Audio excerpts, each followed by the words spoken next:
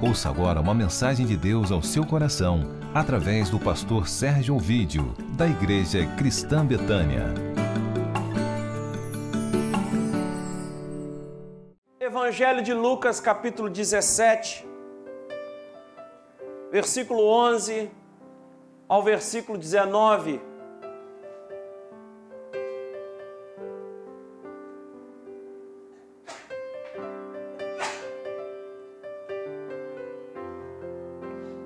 Lucas 17, de 11 a 19. Vamos ficar de pé para essa leitura, por favor.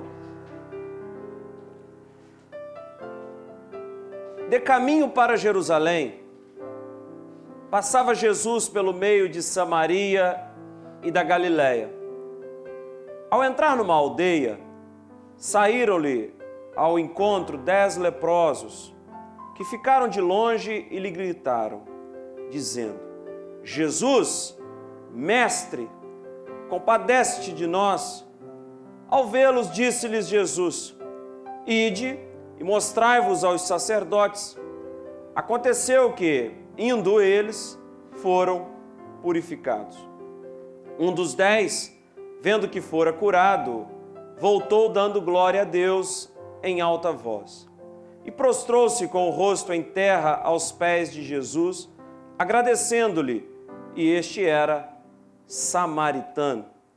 Então Jesus lhe perguntou: Não eram 10 os que foram curados? Onde estão os 9? Não houve porventura quem voltasse para dar glória a Deus, senão este estrangeiro. E disse-lhe: Levanta-te e vai, a tua fé te salvou. Sente-se, por gentileza. Uma coisa que nós constatamos é que os problemas, eles unem as pessoas. Quando nós comentamos um momento difícil que estamos atravessando, se essa pessoa partilha desse momento e está atravessando, ela cria um vínculo. Ela deseja aproximar-se de você porque os problemas são parecidos e as dores e o choro e a lágrima também. Então começam a conversar e desenvolver essa dor. Aqui nós estamos numa comunidade de leprosos, de homens com uma doença na pele, e isso gerava-lhes um distanciamento do templo e da vida civil do contexto que eles estão vivendo. Jesus, ao entrar nesses lugares, passar pelo meio de Samaria e da Galiléia, o Senhor identificou dor nessas pessoas. No caminho de Jerusalém para Jerusalém, passando por Samaria, pela Galiléia, ele visualizou, ele contemplou problemas. Como sempre fez. Quando descia do Monte da Transfiguração, na sua caminhada em direção à entrada triunfal de Jerusalém, ele avistou dor. As pessoas clamaram por socorro. As pessoas estavam sofrendo e careciam de um toque, de uma fala acolhedora que devolvesse-lhes a esperança. Ele entrou numa aldeia e, ao entrar nessa aldeia, saíram-lhe ao encontro 10 leprosos. Estavam distantes, frequentavam a aldeia, mas em um lugar restrito, porque não tinham acesso à religião local, ao templo, e não poderiam nunca executar nenhuma tarefa. Jesus tem objetivos. Jesus tem uma missão estabelecida. Jesus tem um propósito no seu coração. Mas mesmo com o propósito, mesmo com o objetivo, Ele não deixa de atender os necessitados. Nós ficamos, às vezes, muito presos às nossas necessidades, aos nossos interesses. Mas existem pessoas com sofrimentos maiores do seu lado. Existem pessoas que estão passando por momentos difíceis. Eu costumo dizer que os nossos sofrimentos e os nossos problemas podem ser os sonhos de muitas pessoas. E mesmo com objetivos, ele para socorrer leprosos, ele para ouvir. Não faz sentido caminhar, não faz sentido pregar, não faz sentido estar na igreja, servir a Deus, louvar ao Senhor, se deixarmos ou se muito menos abandonarmos essas pessoas que padecem, que sofrem e que precisam de socorro, e não se importar com aqueles que não têm condições de caminhar.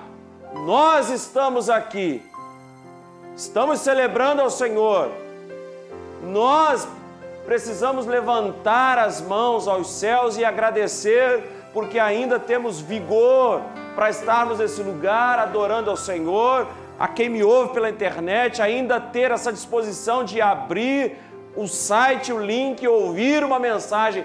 Mas muitos já pararam, muitos já desistiram, muitos já sucumbiram às dores e às dificuldades que enfrentaram no caminho. Mas estamos aqui para ouvir uma mensagem de esperança, que vai, durante toda esta semana, tocar o nosso coração, porque a palavra de Deus produz eficácia e vai revigorar nosso peito, e vamos lembrar de que o Senhor está atento às nossas necessidades, de que o Senhor está ouvindo o nosso clamor. E aqueles homens de longe, porque era-lhes proibido acesso às pessoas, e ficaram de longe gritando, implorando Jesus. Eles notaram que alguém diferente se aproximava. Eles ouviram que era Jesus, o burburinho com certeza, os comentários. Jesus, mestre, compadece-te de nós. Jesus então teve misericórdia.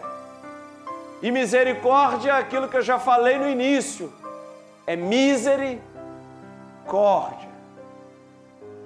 Miséria e coração. Misericórdia é atender aquele que não merece. Deus é misericordioso nesse sentido, que Ele atende pessoas que não merecem. E o Jesus que nós anunciamos está atendendo leprosos que para a religião da época não mereciam nenhuma aproximação.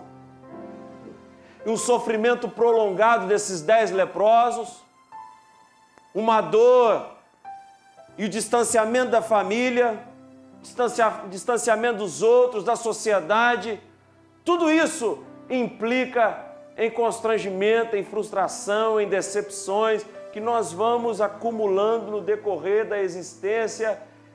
Isso vai trazendo e gerando mais tormentos. Talvez não se aproximavam das pessoas e da sua casa com medo de não serem acolhidos e de serem rejeitados até pelos seus.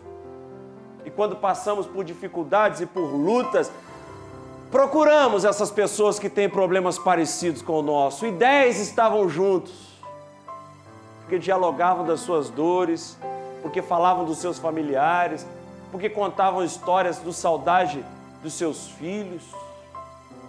Mas naquele dia, pessoas com as mesmas dores se compreendem, né? Não precisa justificativa, falar, compreender. Por isso, se compadecer é colocar-se no lugar do outro. Jesus compadece de nós, coloque-se no nosso lugar. E eu, quando vou conversar com uma pessoa, quando ela me conta a sua dor, não posso ter uma rejeição, eu não posso dizer para ela que precisa ser desse jeito, é dessa maneira, porque nós sabemos que alguns problemas da vida não são resolvidos com uma fala fácil. A gente precisa se colocar no lugar da pessoa. Como eu iria reagir? Só sabe aonde aperta o sapato, né? O calo, quem está vivendo a experiência. E Jesus se compadeceu. Todos com o mesmo problema e gritavam por uma solução: compadece de nós. Coloque-se no nosso lugar. E gritaram. Gritaram. E o grito pode exprimir, pode revelar um medo. O grito pode até revelar uma fé frágil, um desespero, mas muitas vezes um grito é uma necessidade de ser ouvido, de ser atendido. Um comportamento exagerado, a capacidade de espernear, né? A gente tem essa capacidade de, eu preciso ser atendido. Esses rompantes em filas, se você está na fila, não é essa fila, é essa aqui. Aí você chega na fila, não é esse documento, é esse aqui. Aí você volta. Aí já está 2 horas no setor procurando a fila, e aí cada um fala o documento que está faltando. Chega uma hora que você estoura. Eu preciso ser atendido. Eu tenho um problema e preciso ser resolvido. Mas o grito não pode ser egoísta. Eu não posso estar nessa fila que eu estou usando fazendo uma alegoria, eu não posso estar nessa fila e querer resolver meu problema. Eu preciso gritar por todos que estão na fila comigo. Eu preciso sofrer por todos. E esse grito não pode ser egoísta porque os 10 estão sofrendo da mesma dor. E eu preciso, com o meu grito, revelar que estou sofrendo, que a minha família toda sofre, e eu preciso de solução. Eu preciso de socorro. E aí, se você descobriu a saída, você precisa clamar e gritar pelos outros. Eu encontrei a resposta. Jesus está entrando na aldeia. Ele pode nos ajudar. Vamos gritar todos nós. E um grita e começa a cutucar o outro, e começa um grito, daqui a pouco são 10 gritando por socorro. E um estimulando o outro a gritar, e gritar mais alto e mais forte, para que o mestre dirija o seu olhar e se compadeça. Tem que dizer para os outros, eu encontrei a alternativa, eu encontrei a saída é Jesus, está passando aqui na nossa frente. E colocar Ele como prioridade. Nós estabelecemos tantas prioridades na vida. O reino de Deus é preciso ser tomado à força. É preciso ter disposição. É um membro da família, é alguém da casa que desperta os outros a gritarem juntos. Se estão todos desanimados na minha casa, eu vou ser o primeiro a começar a gritar. A dizer, encontrei a resposta, encontrei a alternativa, é Jesus. E eu começo a influenciar positivamente que todos venham convergir para essa resposta única, para essa fala de Deus já anunciada para nós, que o nome é Jesus. Talvez pode ser que Deus deseje usar a sua vida e a sua história para mudar toda a sua casa, toda a sua família. Então não desanime e não desanime os outros, mas permaneça como carvalho de justiça, gritando, acenando, buscando ao Senhor, porque a resposta virá. Ao vê-los, disse Jesus, ide, mostrai-vos ao sacerdote. É receber um atestado. Mostrar-se ao sacerdote é receber um atestado religioso, que está puro, que está limpo, e que agora pode entrar no templo, de que agora pode retomar a sua vida civil, sua vida social. E Jesus falou isso para eles. Vocês precisam agora irem até o sacerdote e devem mostrar seu corpo, as manchas, a sua pele ao sacerdote. A palavra de Jesus é interessante. Ao grito desses homens, ele responde, ide e mostrai-vos ao sacerdotes, ao sacerdote. O que eu aprendo com isso? O que eu aprendo com essa fala de Jesus? Jesus orou. Jesus levantou a voz a Deus e, ó Senhor, por favor, cure esses leprosos. Não. Jesus somente influenciou e encorajou a esses 10 homens, 10 leprosos, que fossem até o sacerdote e mostrassem a sua pele. Sabe o que eu aprendo? Que muitas e muitas vezes a gente acha que é doente. Nós achamos que a nossa família é problemática. Nós achamos que a nossa igreja é problemática. Quantas e quantas vezes nós inventamos enfermidades. Inventamos dores para justificar o nosso choro. Mas vocês devem ir até o sacerdote. Então, pare de achar que você é doente. Pare de achar que a sua família é problemática, porque todas são, tá? Diz o Chico Buarque que casa sem mobília, goteira na vasilha e problema na família, quem não tem? Pare de achar que você é uma pessoa que sofre muito, cheia de autocomiseração. Tudo é comigo. Eu sou a pior. É porque eu sou a mais pobre. É porque eu moro mais distante.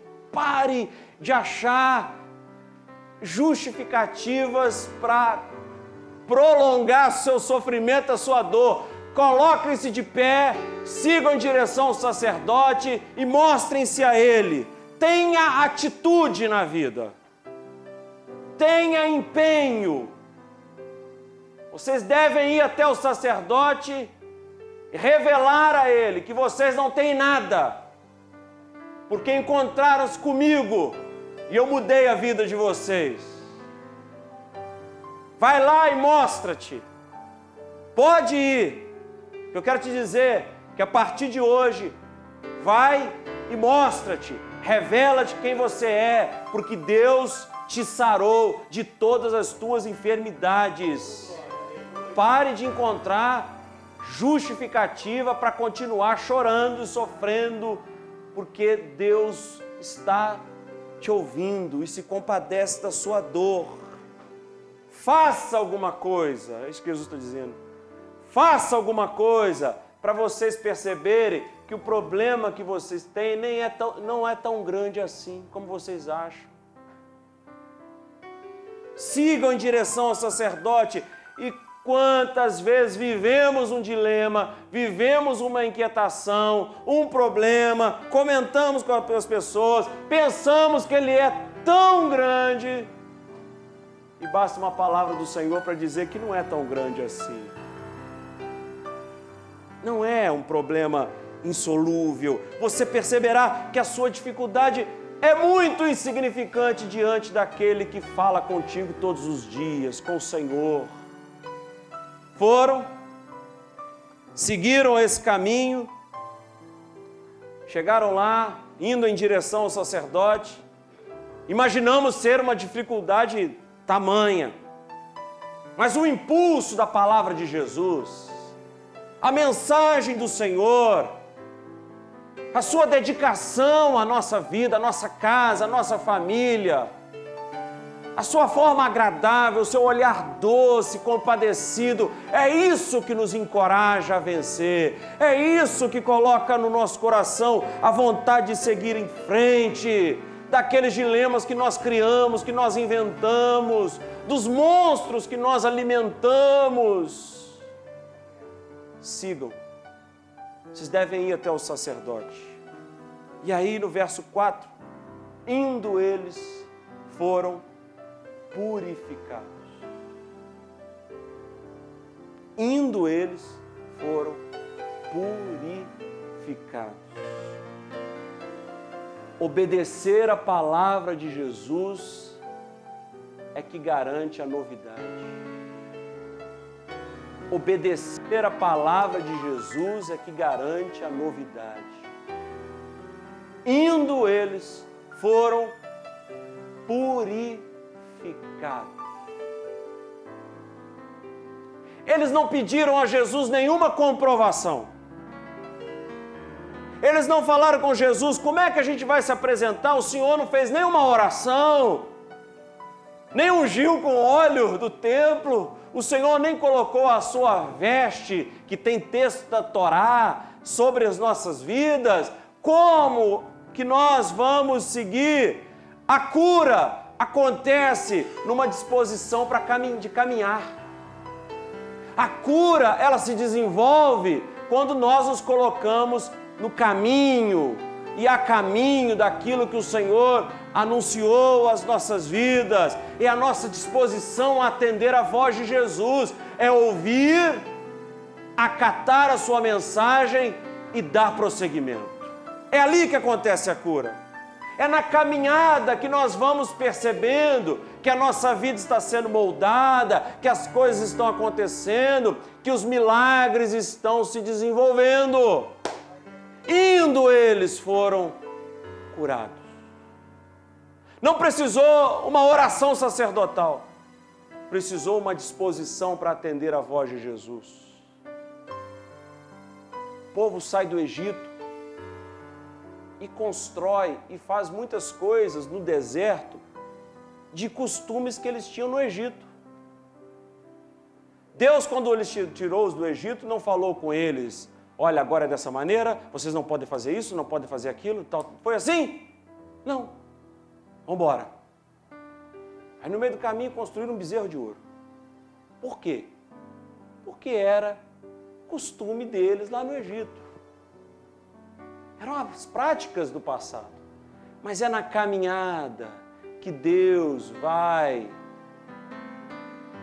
cuidando, zelando, que Deus vai lapidando esse povo para então chegarem à terra prometida totalmente transformados. O que eu quero dizer é que o milagre acontece quando caminhamos, quando obedecemos a voz de Jesus. É a nossa caminhada que vamos percebendo que Deus está operando maravilhas, que Deus está realizando milagres. É atender a voz de Jesus que as coisas acontecem.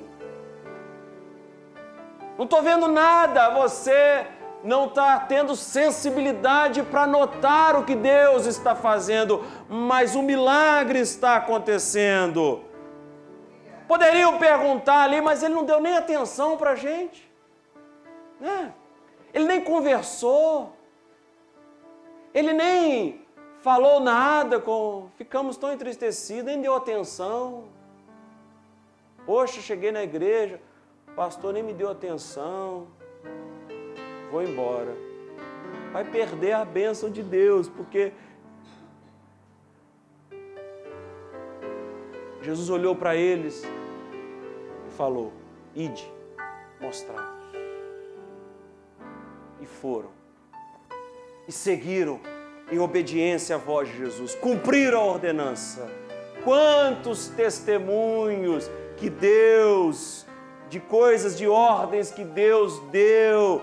E depois nós vamos constatando de que Ele executou um milagre naquela obra. Muitos iriam questionar a voz de Jesus. Muitos iriam falar: eu não vou nada. Eles foram. Eles não questionaram. Foram. O princípio do milagre para mudar a vida completamente é dar o primeiro passo. Uma caminhada de 1 milha começa com o primeiro passo. Mas primeiro passo na direção que Deus te deu. É muito desafio, é muito grande, é muito longe. É preciso dar o primeiro passo. É preciso dar e com fé obediente à voz de Jesus. George Simmel observou o seguinte, que a medida do valor das coisas é o sacrifício necessário para obtê-las. Você quer ver se uma coisa tem valor na sua vida? É o sacrifício que você põe para obtê-las. Aí está a medida do valor. E nós precisamos ter esse passo a passo, paulatinamente. Milagres acontecem na caminhada, na disposição de atender a voz de Deus. Por que aqui na Betânia todo mês tem um milagre? Por que temos milagres para contar? Por que temos milagres desde a saída do hotel para contar? Porque nós ouvimos a voz do Senhor e demos o primeiro passo. O dia de amanhã é com Ele. Ele providenciará todas as coisas. Ele sustentará o seu povo. E um dos 10, vendo que fora curado, voltou. Os milagres, eles são assim. Eles vão acontecendo. E Ele é sempre maior. Ele é sempre maior do que aquilo que nós conseguiremos anunciar. Jesus diz o texto que alimentou 5.000 homens, fora as mulheres e as crianças. O milagre foi muito maior do que aquilo que está escrito. Indo, receberam a cura, e um que caminhava notou que fora curado e voltou para agradecer ao Senhor. Perceberam durante o percurso, percebeu durante a jornada que foi curado. Quantas e quantas vezes, após vários dias, após uma caminhada, uma jornada, nós vamos percebendo que algo diferente está acontecendo na nossa vida, que algo diferente está acontecendo na nossa família, que alguma coisa de diferente está acontecendo no nosso trabalho. É o milagre de Deus que está se desenvolvendo. E isso é preciso ter sensibilidade para notar que as coisas estão acontecendo, que o filho está melhor, que a neta está melhor, que o neto tornou-se uma pessoa mais acessível, de que o amigo está mais próximo. É preciso ter essa sensibilidade. Por vezes, mudanças quase insignificativas, mas um aceno para perceber que milagres acontecem e que as coisas estão se desenvolvendo. É preciso notar essas mudanças e dar estímulo a elas. Notar que foi curado, perceber que recebeu essa cura e aperfeiçoar na nossa vida de fé. Fui curado, retornarei a Ele. Durante a caminhada, um deles percebeu: peraí, fui curado. Alguma coisa aconteceu. Quantos aqui não têm essas histórias? De que não sabiam como as coisas iriam acontecer e caminharam, e no delbar de um dia, no momento, percebeu: peraí, alguma coisa está diferente.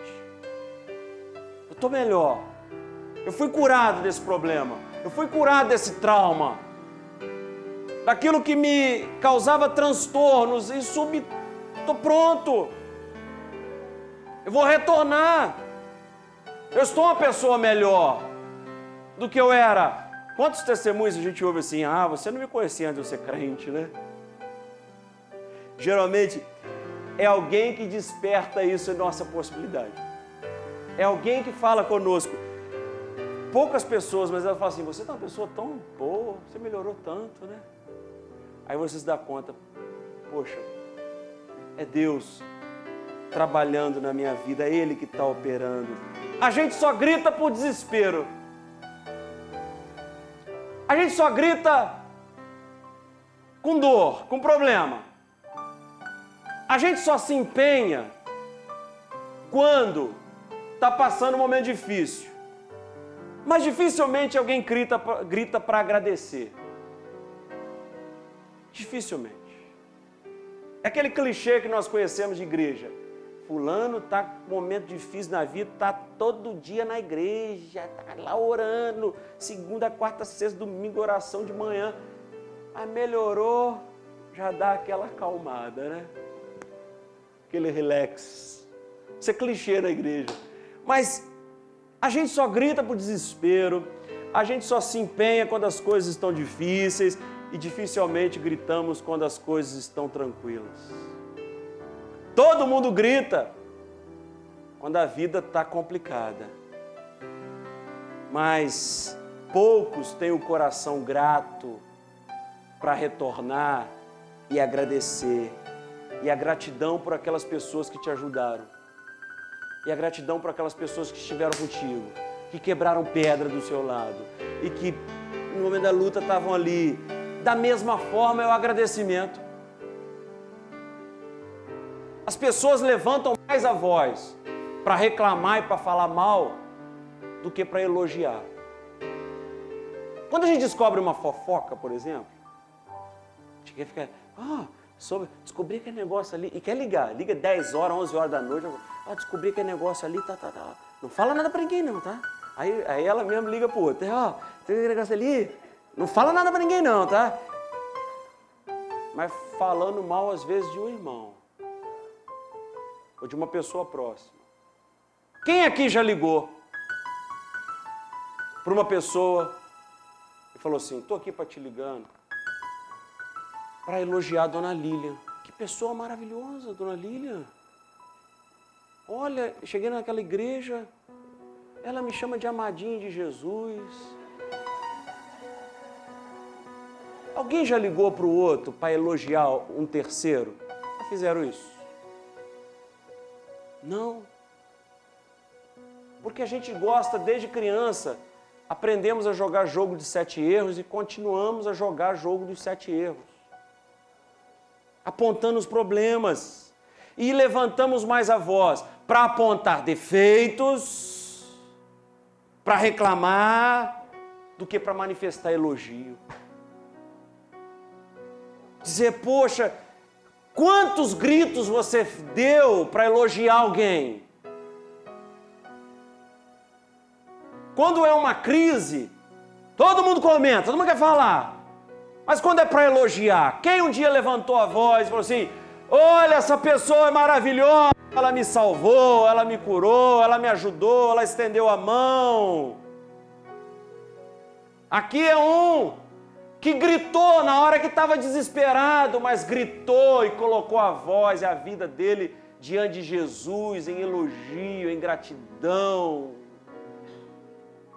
Ele não foi atrás do atestado do sacerdote, ele não foi atrás do aspecto jurídico da sua enfermidade, não, ele está atrás da gratidão. E esse era um pagão, esse era um samaritano, esse não frequentava a igreja, esse não frequentava o templo.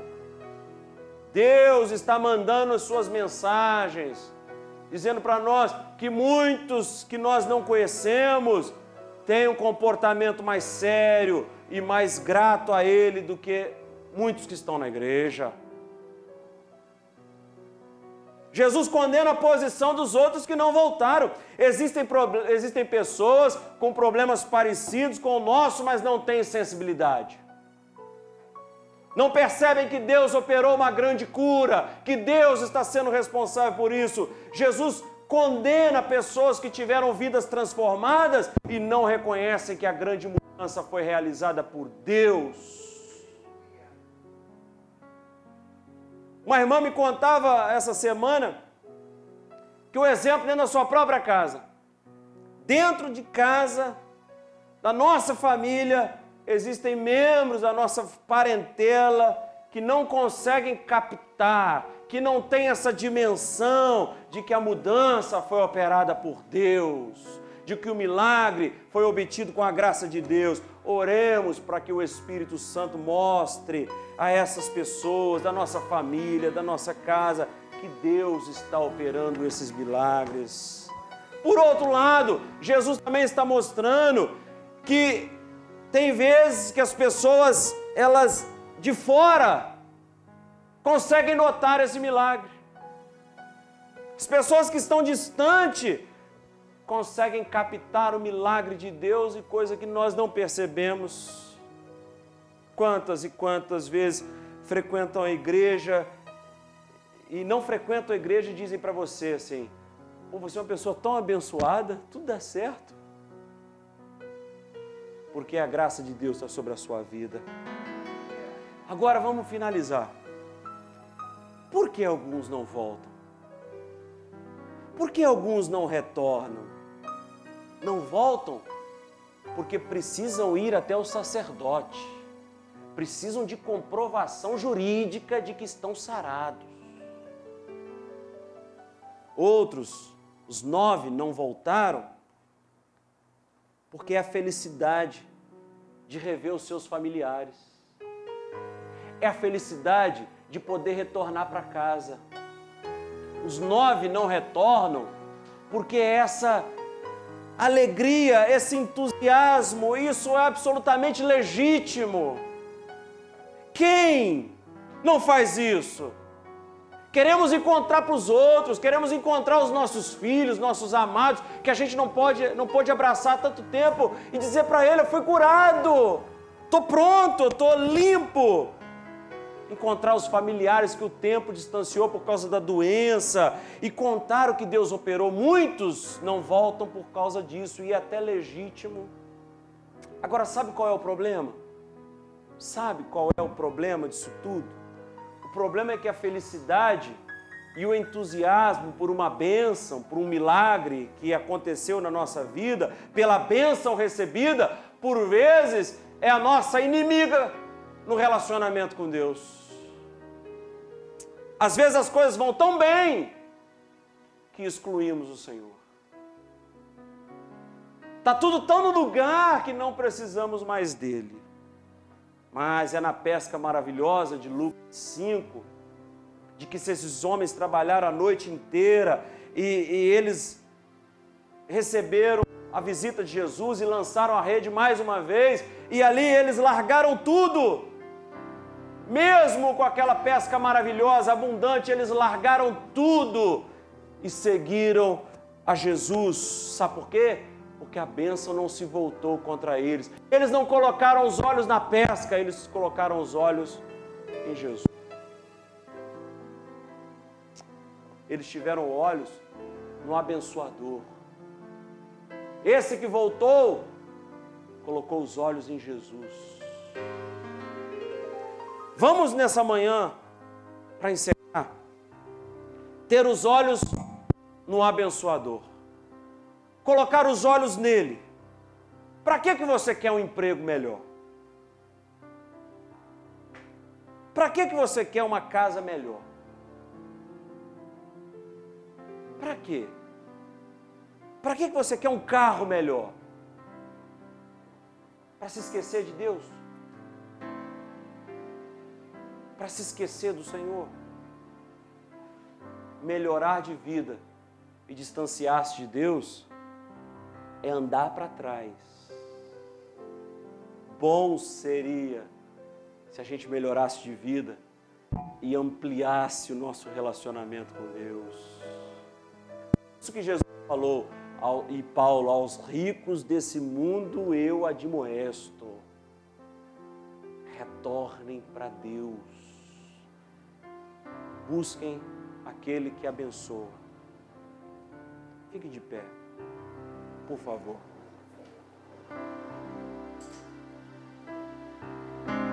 Senhor, nós queremos pedir que em nosso coração tenhamos sempre essa sensibilidade de que quantas vezes recebemos esse milagre, essa cura e nos distanciamos do Senhor.